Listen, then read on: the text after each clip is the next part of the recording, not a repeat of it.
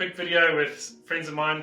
I'm Dominic, CEO at Inoxico, and today we have here with us Masivuselele and Grant from Masivuselele.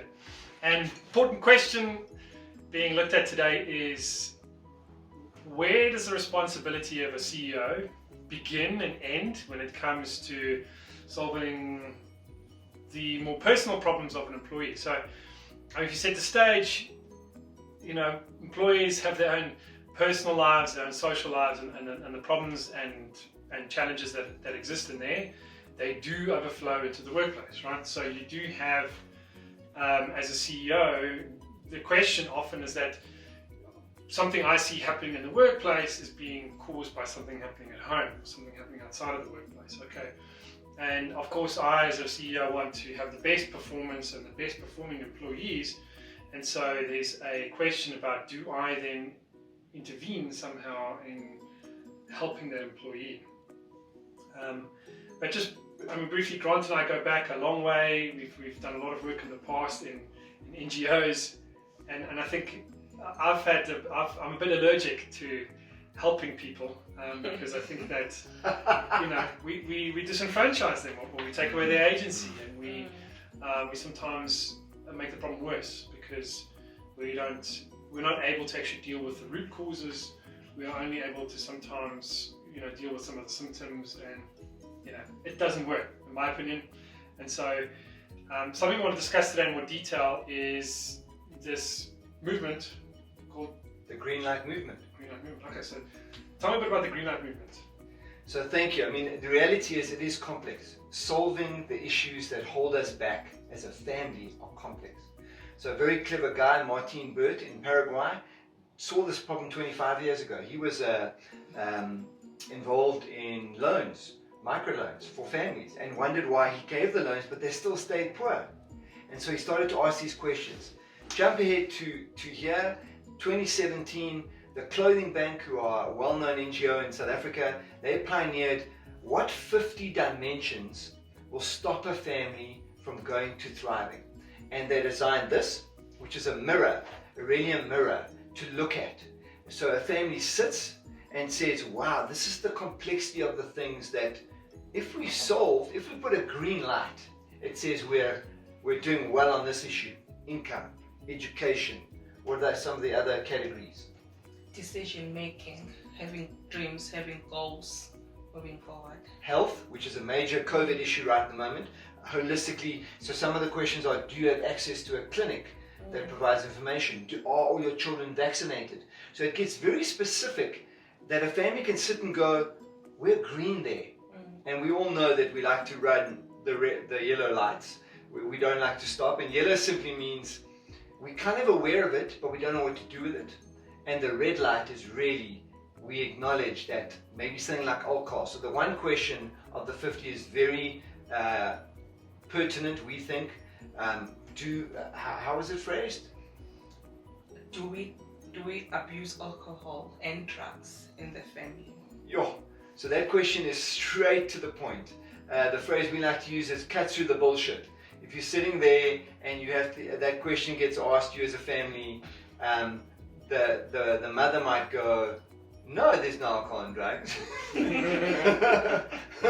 But the child will go, what? Mom, or dad, So we think it's such an honest self-awareness tool that's like a mirror to a family. But of course, where we're going with this, Dom, is to say, as employees, you give them an income. And the first 6 to 10 questions are all about income, savings, credit. So, a lot of us have the theory that if you solve that stuff, all that other stuff gets dealt with. And you as a CEO are learning that that's bullshit. It's really complex, and they're all integrated. And they don't necessarily go away if you give a lot of people income. And so, I want to ask Masivuselele, last year we came to Joburg and we ran 13 of these self-awareness surveys with Inoxicans. Tell us the story of Tebogo and his wife, and what he told us and how that kind of moved him forward. Tebogo and his wife had their own dreams, but due to income, sometimes they were stuck and they wanted to work. Whereas personally, they wanted to lead the church. So the green light has helped them a lot in making decisions and looking on a way forward, because sometimes you get stuck in a job that you don't like and then you underperform. Then the CEOs and the management, they get stressed because of your actions, because you are in a place where you don't belong, where you don't fit in. So the Tebogo was able to make his way out of the company. I think you made a good choice there. I think that, so just coming back to the problem is that I can influence one thing, which is how much to pay, but I often get frustrated because employees appear wasteful with their money, or even those who earn a whole lot more are also asking for staff loans and seem to have the same problems. So the solution is not to pay more only. There is, I want to come back to a word that you mentioned, which is awareness. Like, I know that if I tell my employee, okay, you must save more, right? Don't spend it on fancy cars, and don't waste your money on stupid things like alcohol and smoking, and that's why the money I pay you is perhaps not enough to cover all of your needs. But I can't say that to them and expect that it's going to change, right?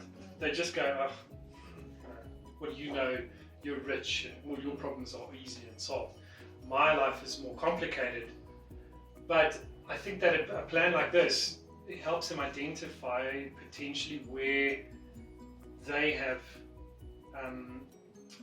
or they need to take responsibility and accountability for identifying certain problems. So I like this one, for example, in here, is we agree on important decisions.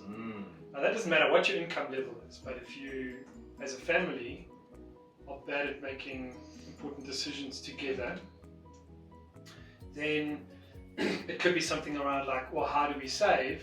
And what are our financial goals? Don't get answered as a family. And so then it can still mean that one person in the family is bringing the income, and the stresses and the problems of the rest of the family result in obviously that income not being enough. So you pay for your brothers and sisters and cousins and whomever at the moment is in need. And I think that just acknowledging that you don't, as a family, have a good way to make decisions is already the first step to saying, well, what do we do with the money? Not first attack the problem of, oh, you need to save. It's actually coming from something much, much deeper potentially. So have you guys seen the awareness of those problems lead to better decisions, or is it still complicated? Dom, you're leading us into why we inspired to be the best facilitators of this tool, and that is it taps into the conversation or the influence, let's use the word influences, that we think are missing when you try and solve difficult problems, like how to deal with our money and how to make decisions. And the one influence that we never look at is family. So you come to work, but your family, the black tax, how they're using the money at home or whatever, is some of the stuff that's not talked about, because we just say, well, at work, this is what we're going to deal with. So the survey, we facilitated with the family. And so bringing out the family stories allows the family to be honest and therefore own the step. And the second influence is what it's called at the top, is the shared benefit is resilience. Now that's a fancy word. Everyone goes, well, how are you resilient? I don't know if you can see it, but this is indeed. So it does say at the top there, my family resilience journey. Our LED light there is also coming through strongly. Yeah. But then you can see that there's a range of questions that get asked and get scored. Do they then look at this regularly? What's the idea? So, do you want to tell a story of resilience of another family that did it, and now a year later have done it again? The thing is, we do this. Now you said it's very colorful, but those colors have meanings that Grant has explained earlier. We leave this with the family, and we encourage them that they put it in a place where they can be able to see it every day. We even bring the press stick to stick it on the fridge or somewhere else where it will be visible, because we wanted to provoke conversations within the family and for them to be able to see it at all times. Then the following year, they will be able to compare the 2 scorecards to say, wow, we have moved from yellow to green, or from red to green or yellow. So it really helps the family to make proper decisions around money, around health, even aspirations, because this is an emotional tool on itself. You have to be okay emotionally in order to be able to take good decisions. You have to be in a good space. Then who helps you to be in a good space? It's family. So today, we did a follow-up survey with her from a year ago, and we discovered that she, with her husband, had moved some of those yellows to greens. And it was them coming together, and she said to us, wow, this tool has helped me become aware and be motivated. So the process really taps into what you're saying. Are you motivated to change? And then who gives you the ability to change? And Dom, I want to say this to you. Part of the green lights, which we love, is that you can't do more. There's a limit. And so we have to tap into the new resources. And as South Africans, part of the issue is that we need to celebrate the green lights.